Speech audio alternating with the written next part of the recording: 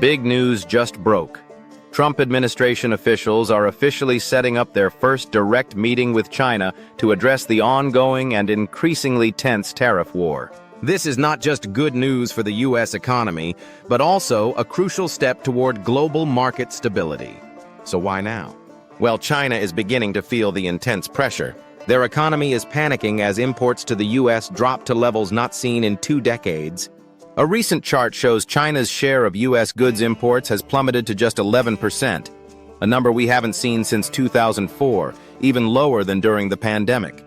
This drastic fall is mainly due to the brutal 145% tariffs imposed by the U.S., which are now beginning to hit hard. Some Chinese shipments are being cut in half, and containers are being stored in China instead of shipped to the U.S. because companies refuse to pay the high tariffs. This could mean major product shortages across American shelves and inevitable price hikes. Retailers like Costco are already warning of disruptions. If this continues, we could see up to a 60% drop in imports, and that's when current inventory runs out.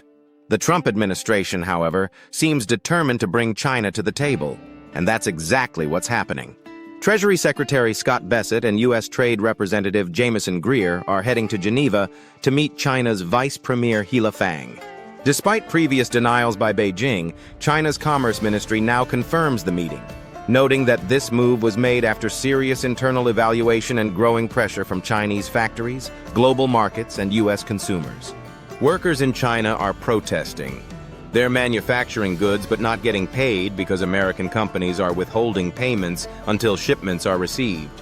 This is more intense than the COVID-19 downturn for China, and they know it. U.S. officials also say a new trade deal could be announced as early as this week, with President Trump hinting at a shocking update. The stakes are high. If a resolution is reached, it could reverse the growing shortages and inflation fears looming over the American public. On top of that, Federal Reserve Chair Jerome Powell is expected to speak later today, possibly hinting at the next moves on interest rates, which could either ease or worsen the economic tension. But for now, what matters most is that negotiations are finally on.